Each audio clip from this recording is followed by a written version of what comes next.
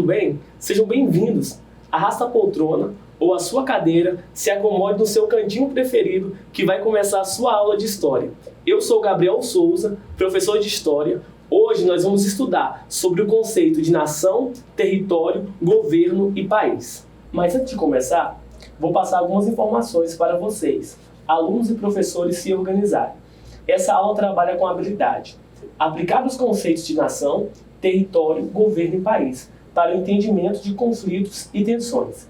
E o objetivo é identificar semelhanças e diferenças entre os conceitos de Estado, nação, território, governo e país. Esse é o momento que você vai usar o seu celular. Pega ele aí e aponte aqui para o nosso QR Code para eu saber que você participou da nossa aula. A sua interação é muito importante. Combinado?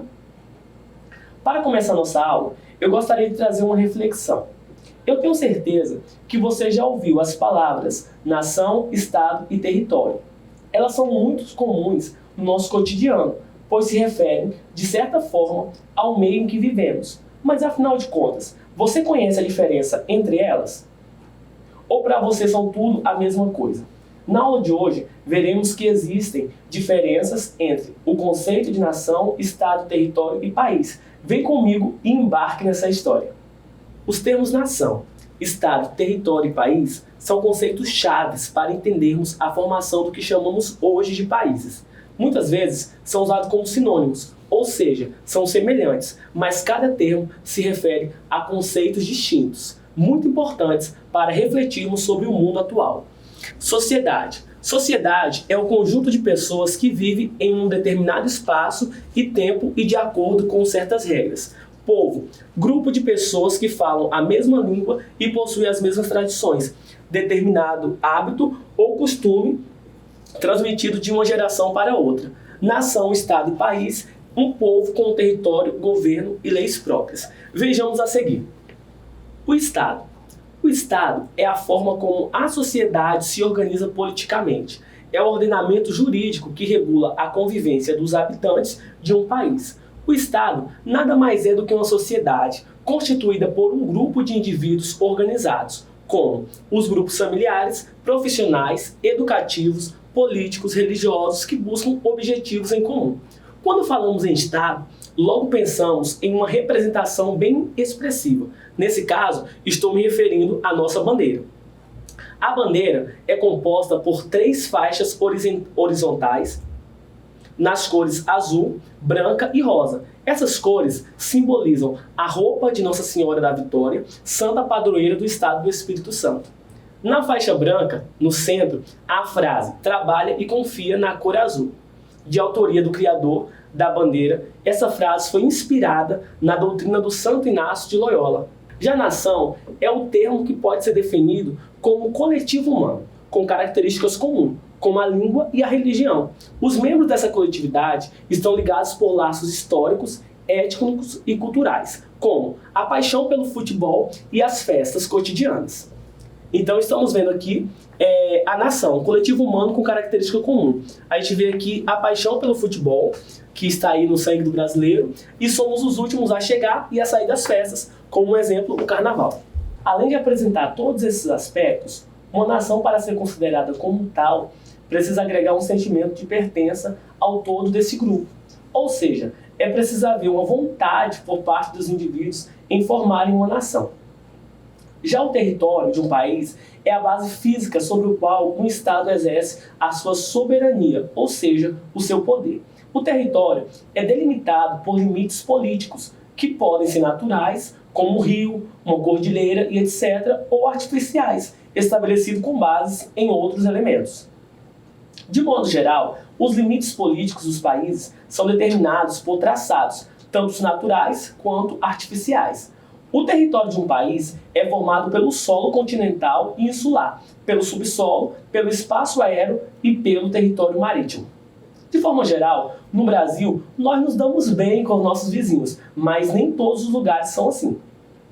A fronteira entre os Estados Unidos e o México tem 3.142 quilômetros de extensão. Antes de Trump chegar à Casa Branca, havia barreiras ou cercas em um terço disso. Na maioria das áreas urbanas, elas são feitas para impedir a passagem de pedestres e veículos. As barreiras são de vários tipos. Em alguns trechos, são chapas ou painéis de aços, em outros, há uma malha de arame ou barras verticais com até 9 metros de altura. Em áreas mais remotas, o governo usa cercas veiculares, que são postes de madeira cruzados, geralmente obtidos por trilhos de ferrovias, que impedem a passagem de veículos, mas pode ser ultrapassado por pedestres. Há também outros limites que a fronteira pode delimitar, como o religioso, como é o caso do conflito histórico entre cristãos e muçulmanos. Por exemplo, não é apenas o rio Níger que divide o país africano. A população nigeriana, de aproximadamente 148 milhões de habitantes, está distribuída em mais de 250 grupos étnicos que ocuparam diferentes porções do país ao longo dos anos, motivando constantes disputas territoriais. Divididos espacialmente e ideologicamente, estão também os muçulmanos, que vivem no norte da Nigéria, e cristãos, que habitam as porções centro e sul. Desde 2002, conflitos religiosos têm se acirrado no país, motivados principalmente pela adoção da Sharia, lei islâmica, como principal fonte de legislação dos estados do norte. Viram que curioso? As fronteiras, mesmo impondo um limite de certa forma imaginário, podem criar certos conflitos entre os países. Mas afinal, vamos entender o que é um país? Podemos definir país como um território politicamente delimitado, com unidades políticas administrativas, moeda própria, reconhecimento internacional e, em geral, habitado por uma comunidade com história própria. Todo país tem um Estado constituído, que exerce soberania perante outros países e uma Constituição. E aí, conseguiram entender até aqui? Vamos dar continuidade? Iremos falar sobre o conceito de Estado-nação. É considerado Estado-nação uma área geográfica que é constituída por um governo que atua por seus próprios meios. Um Estado é classificado como uma entidade política e geopolítica, enquanto que uma nação é formada por uma unidade cultural e étnica. Então aqui a gente percebe os principais elementos de identidade cultural. Primeiro a gente tem aqui a cor e a raça, a religião, a língua, o vestuário, a música e a dança, as manifestações festivais, os tempos livres, gastronomia, habitação, uso, costumes, história e patrocínio. Um Estado-nação é formado com base em uma estrutura jurídica, uma ideologia com capacidade de impor-se sobre o povo e sua soberania dentro de um território com fronteiras. O Estado-nação possui as suas próprias forças armadas e também a sua moeda própria. Além disso, um Estado-nação é constituído por um conjunto de cidadãos que se consideram como parte de uma mesma nação. Com base nesse conceito, é possível afirmar que as sociedades modernas são formadas por Estados-nações.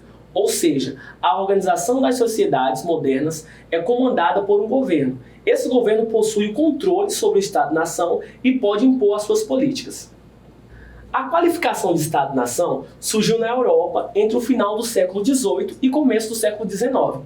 Essa ideia teve origem a partir do conceito Estado da Razão, desenvolvida pelo Iluminismo, que difere do conceito da razão de Estado, que existia nos séculos XVI e XVII. Esse novo pensamento fez com que a razão se tornasse a força sobre a qual a dinâmica do Estado-nação era constituída, especialmente em relação ao nível da administração dos povos. Vejamos uma explicação mais detalhada. João nasceu no país-estado Brasil, especificamente no estado membro de Minas Gerais, na cidade de Belo Horizonte. Brasil, Minas Gerais, Belo Horizonte, João. Você sabe o que é o Iluminismo? Vamos lembrar alguns pontos importantes? O Iluminismo se iniciou como um movimento cultural europeu no século XVII e XVIII, que buscava gerar mudanças políticas, econômicas e sociais na sociedade da época. Para isso, os iluministas acreditavam na disseminação do conhecimento, com forma de enaltecer a razão ao invés do pensamento religioso. Naquele período, a Igreja Católica era detentora do conhecimento e sua forma de pensar era soberana. Não havia linhas de pensamentos alternativos, pois o clero fazia questão de impor a sua doutrina religiosa para todos os cidadãos. Os iluministas também questionavam os poderes absolutistas dos governos, pregando, assim, maiores liberdades individuais e políticas.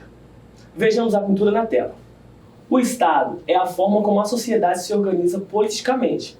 É o ordenamento jurídico que regula a convivência dos habitantes de um país.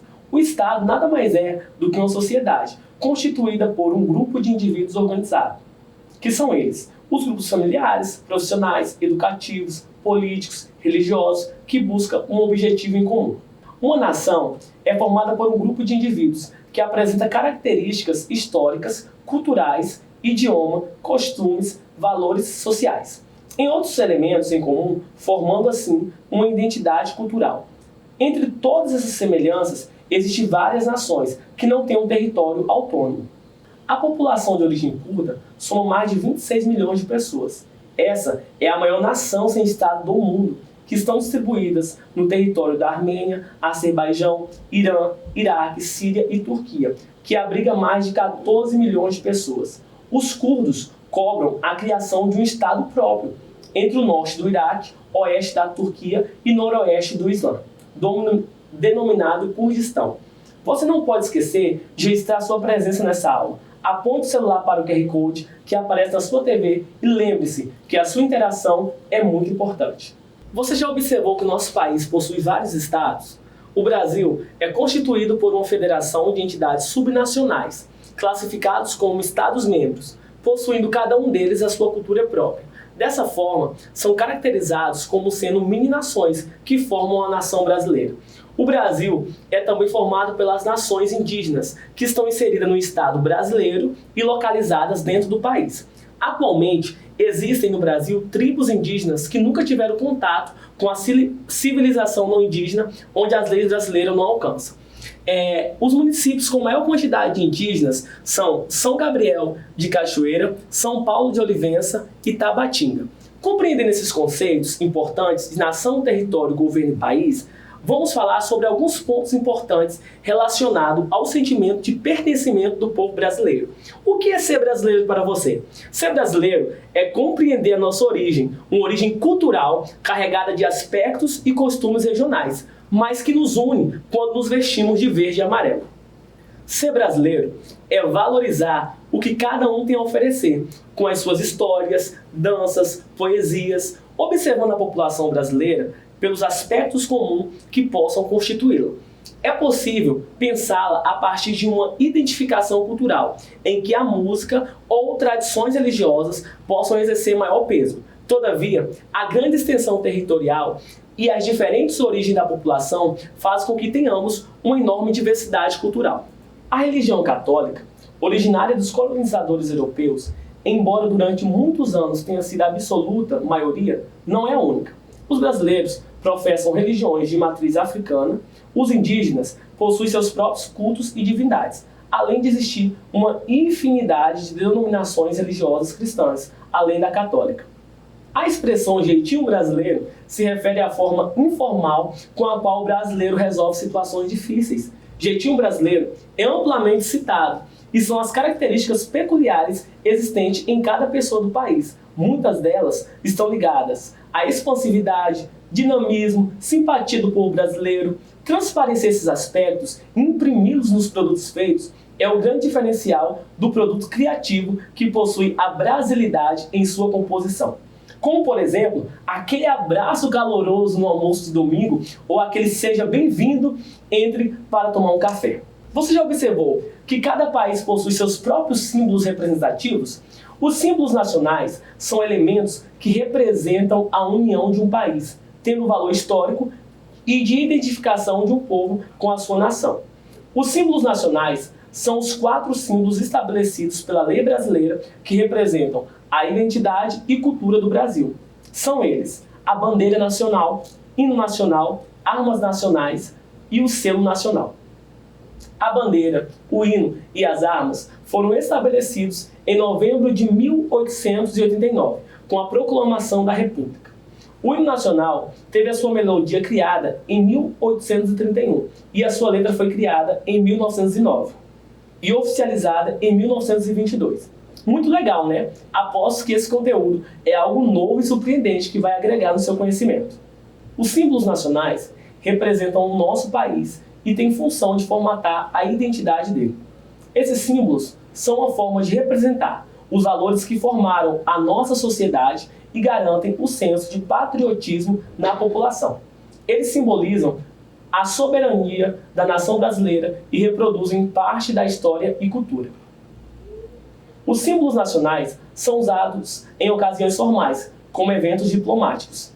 Vejamos, a bandeira nacional é um símbolo nacional estabelecido logo após a proclamação da República, em 15 de novembro de 1889.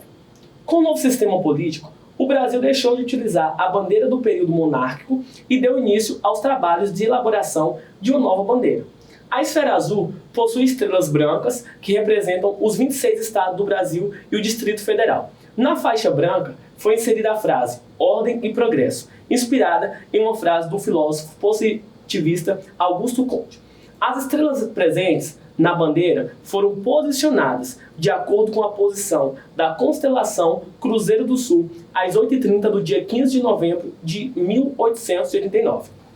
Aqui a gente percebe que o branco significa o desejo pela paz, o azul simboliza o céu e os rios brasileiros, o verde simboliza as matas, a rica floresta brasileira e o amarelo significa as riquezas do país. O hino nacional, a composição do hino nacional brasileiro se deu em duas partes, separadas por quase um século. Isso porque a melodia que faz parte dele foi composta por Francisco Manuel da Silva, em 1831. Ele a compôs em referência à abdicação de Dom Pedro I do trono. A sua canção acabou se tornando o hino do Brasil durante o segundo reinado. O hino nacional é tocado em solenidades, como formaturas e eventos oficiais do governo brasileiro. Sua reprodução é entendida como uma ação patriótica que reforça o senso de pertencimento e identificação da população com a nação. As armas nacionais, também conhecidas como brasão nacional, esse símbolo é utilizado pelas Forças Armadas e é obrigatório nos edifícios do Executivo, Legislativo e Judiciário em prédios públicos de todo o país. Nele, há uma esfera azul com 5 estrelas prateadas, sendo rodeado pela constelação do Cruzeiro do Sul. Além disso, o símbolo contém uma espada, um ramo de café, um ramo de fumo e os dizeres República Federativa do Brasil e 15 de novembro de 1889.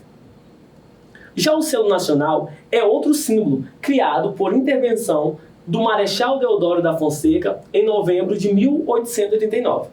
Ele é claramente inspirado na esfera azul que compõe a bandeira nacional e é utilizado para estampar documentos do governo e documentos oficiais como diplomas. É formado pela esfera azul com estrelas que representam os estados e o Distrito Federal, além da frase Ordem e Progresso. Também possui dizeres República Federativa do Brasil. A nossa aula está chegando ao fim, mas antes vamos recapitular alguns pontos importantes. Na aula de hoje, vimos as principais semelhanças e diferenças entre nação, estado, território e país. Analisamos como a divisão territorial gera grandes conflitos entre as nações. Aprendemos sobre soberania do nosso país e identidade do nosso povo. Eu vou deixar aqui uma atividade top para você como dever de casa. É um questionário com 2 perguntas. Você pode participar dele através desse QR Code aqui que aparece na sua tela. Espero que você tenha gostado dessa aula. E lembre-se, mesmo distante, estamos juntos.